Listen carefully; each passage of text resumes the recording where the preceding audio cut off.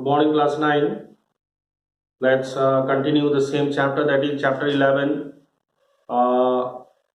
In this chapter, so far, we have learned up to stomach. Today, we need to start another topic, that is small intestine.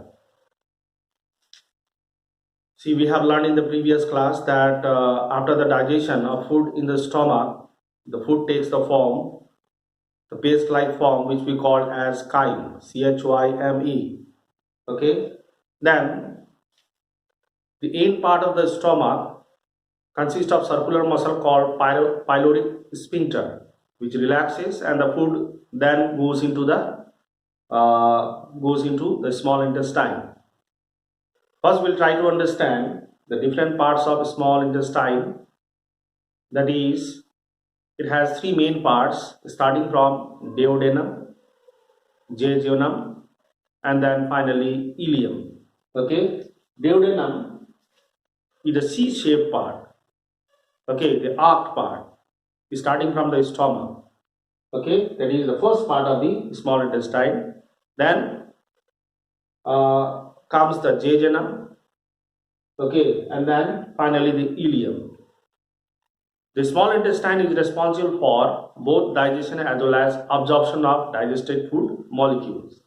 Okay, then again, this small intestine receives bile juice from the liver, and then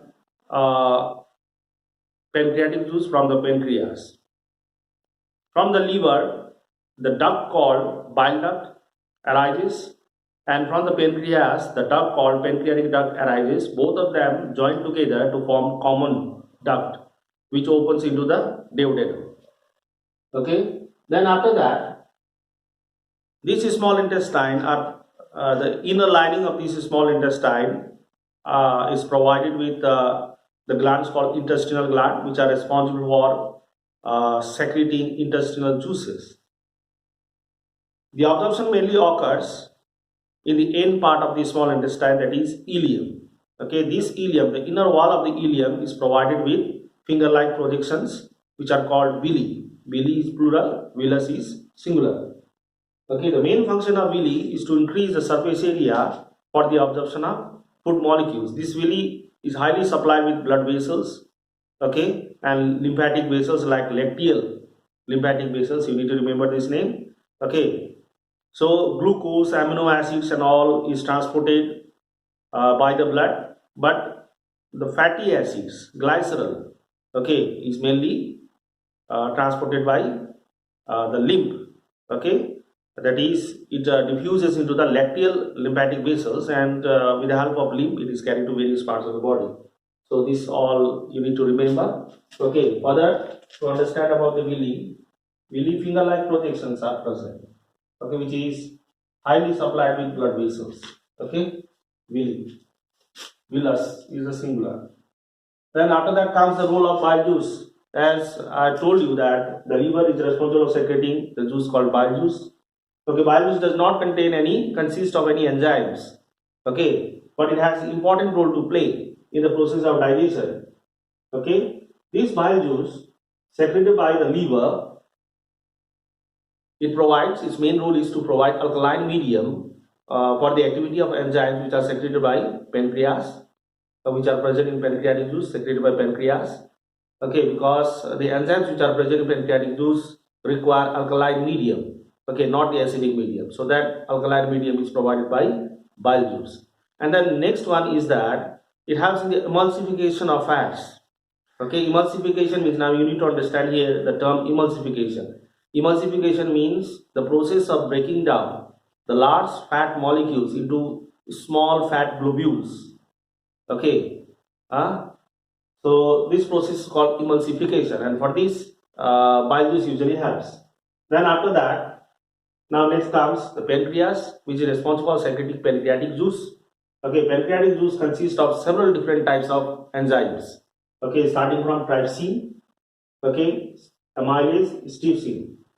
So three main types of enzymes is shown in the board, okay, which is given in the book also. Okay, trypsin is mainly responsible for converting proteins and peptides. The left were proteins and peptides into simpler form. That is, if protein is there, then it converts it into peptides.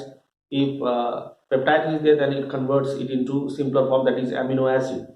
Okay. Then the leftover starch.